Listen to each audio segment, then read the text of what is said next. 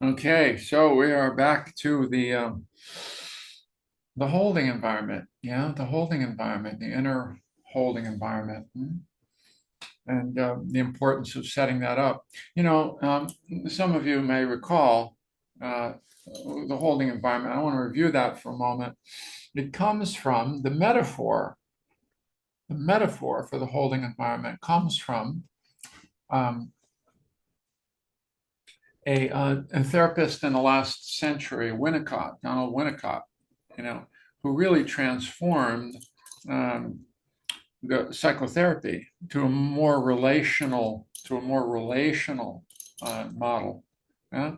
And his suggestion was that in psychotherapy, we need to create an environment that is analogous to the environment of a good enough, what he called a good enough mother relationship, and a good enough mother. And there's something about the relationship of the mother, especially with a very, very young infant, and the kind of connection that is there that is much more than simply observing or being aware of what's going on, but there is much more feeling into what's going on, much more intimacy in that connection between, as you said, the good enough mother and the infant, and that we need to have that kind of really heart, uh, that heart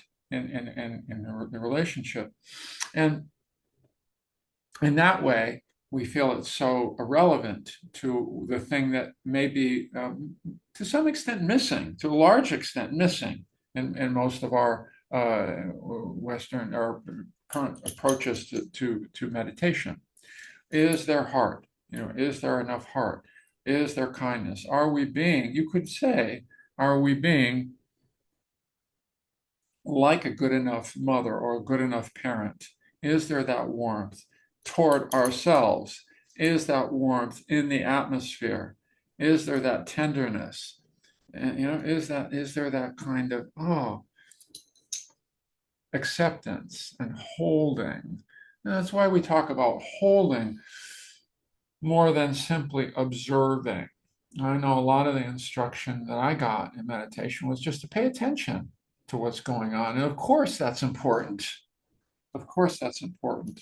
But paying attention in and of itself may not be therapeutic, may not be healing. It's not in and of itself, all by itself, healing in psychotherapy. There needs to be feeling with it. There needs to be heart with it. There needs to be that kind of connection with it. And therefore, that's where the metaphor comes from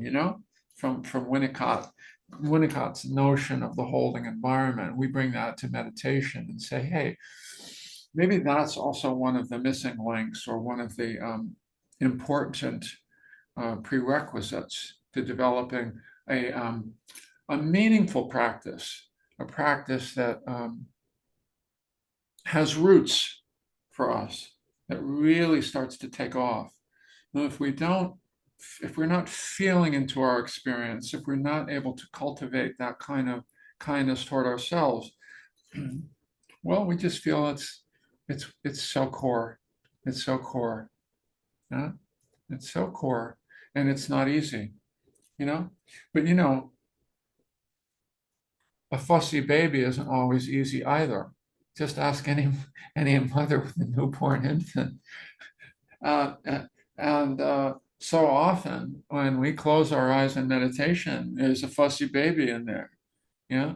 There's a lot of chaos in there. There's a lot of wildness in there. There's a lot of, agitation in there. There's a lot of, yeah, yeah. And it is so often, I don't think of it. I got to settle this baby, calm this baby, hold this baby. But to a certain extent, there is an aspect of that in the cultivation of an inner holding environment for meditation. There is an element of soothing involved in it, of not just, yeah, somehow that word made I don't know if that word is strong for you. It used to feel strong to me. I thought, well, I don't want to. It's not really about soothing. I mean, I want to care. I want to bring some caring in there, but soothing, I don't know about that. Well, I'll tell you this. I've needed a lot of soothing in my own meditation practice. It's like, oh, there's so much push and there's so much rough and spiky and energy in there, and there's so much doing and there's so much gotta get it right, that it's like there are just levels of that. Can we just bring a little bit more of that ease and that kindness and that care and that kind of warmth uh, in our own meditation experience? Can we be good parents to ourselves? Yeah, yeah. Can we be better parents to ourselves? Yeah. So much of it is in that space, that inner holding environment. Yeah. And so often, right, you've heard us say this, they're just levels and layers to most aspects of meditation practice. And one of them is the holding environment, you know. And so you may say, in fact, one of the most important ones is the holding environment from our vantage point, from our vantage point. And oftentimes, I still find myself wanting to give it kind of just a little bit of attention, and that's okay. But whenever I come back to it, it's like, oh, there's more there. There's more there. There's more returning to that kind of softness and that kind of ease, and inviting that again and again in different ways. So quickly, we just want to open up to whatever's going on. Just, oh, wow, I just want to be, wow, there's things that need to be thought. There are things that need to be done. I have to plan. There's a lot of doing in us. There's a lot of doing in us. And there's a lot of restlessness in us. We know this. We know this. We honor that. We know that. We know that. And the holding environment says, yeah, yeah, yeah, yeah, yeah, that's there. And can we bring a little bit more ease? Can we bring a little bit more ease? A little bit more kindness? A little bit more tenderness?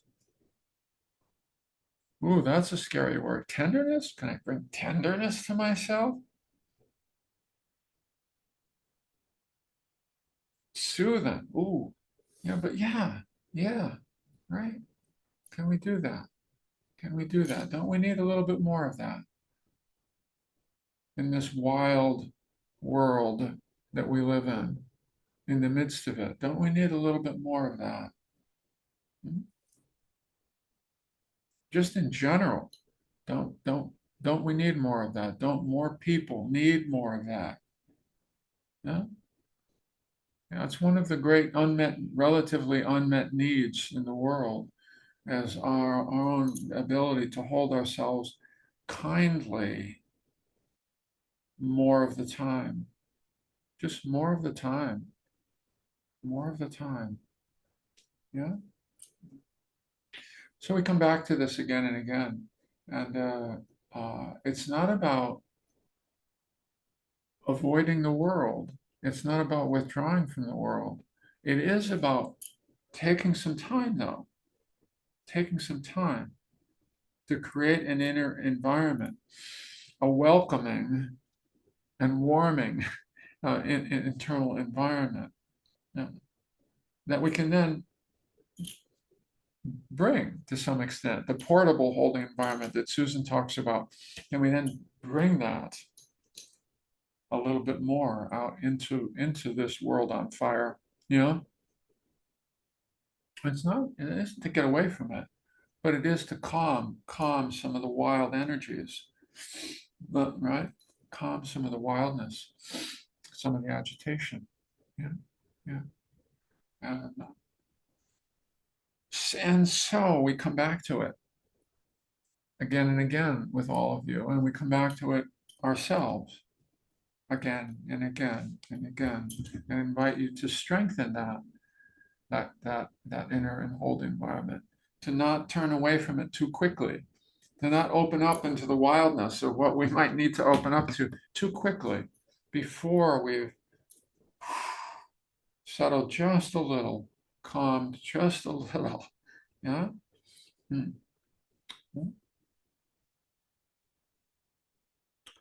So let's do that together. Let's meditate together now. And thank you for your attention. And let's open up. Let's open up a little bit. Oh, boy.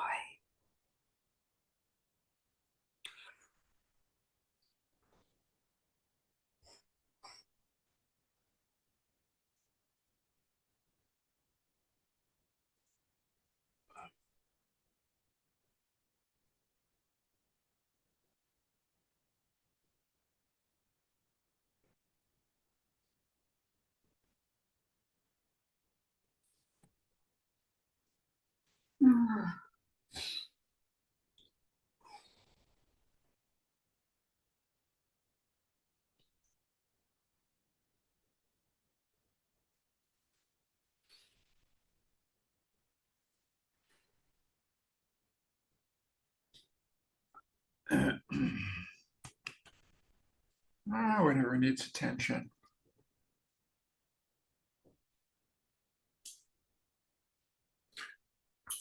All right, when you're ready, beginning to slow it down a little bit and lightly closing the eyes if you're comfortable with that.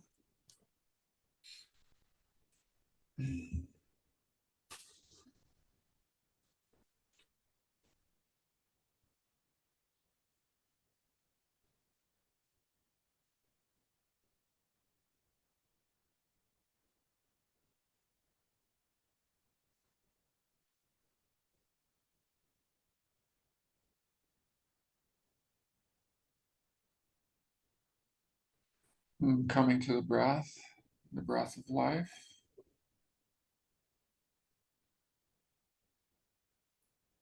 It's already moving.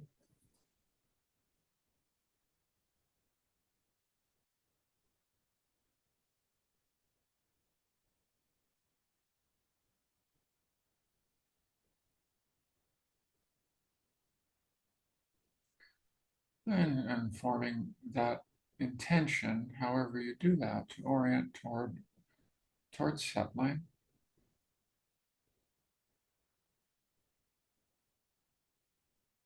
toward calming.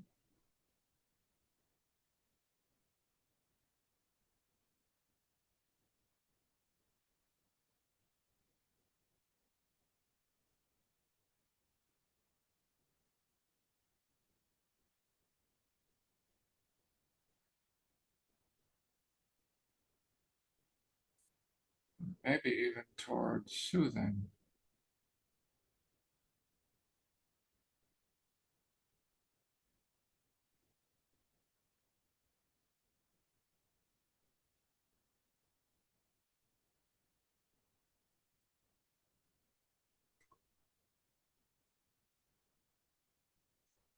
And so that, yes, of course, we are attending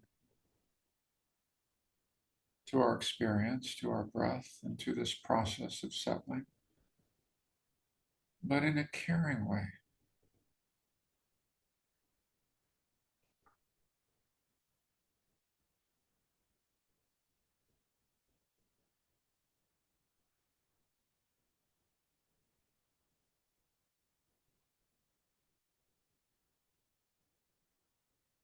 In an attuned way, as Winnicott would say, as a mother would attune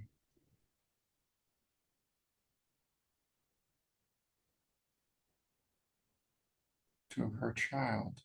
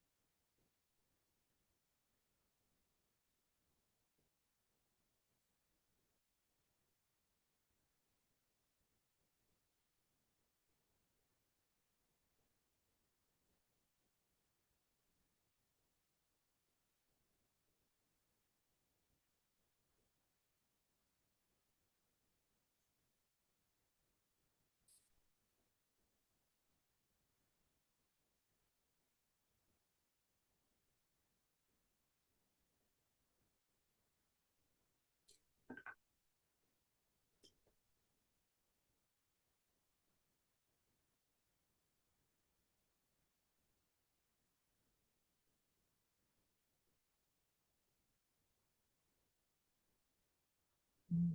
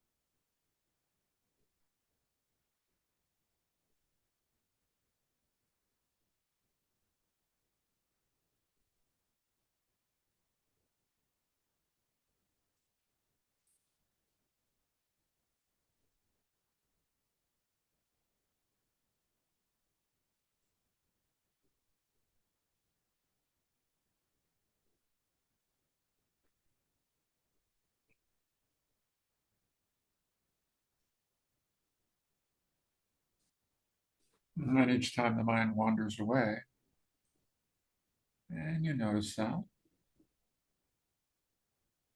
if possible, returning with care,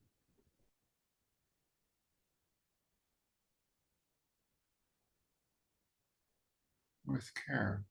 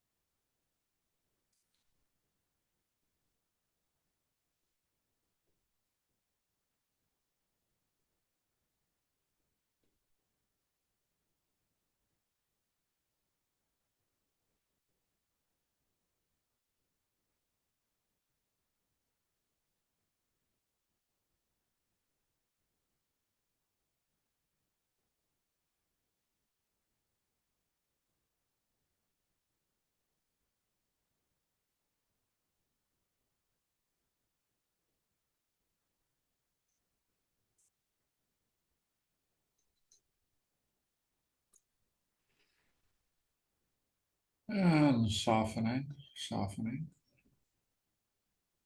softening and welcoming.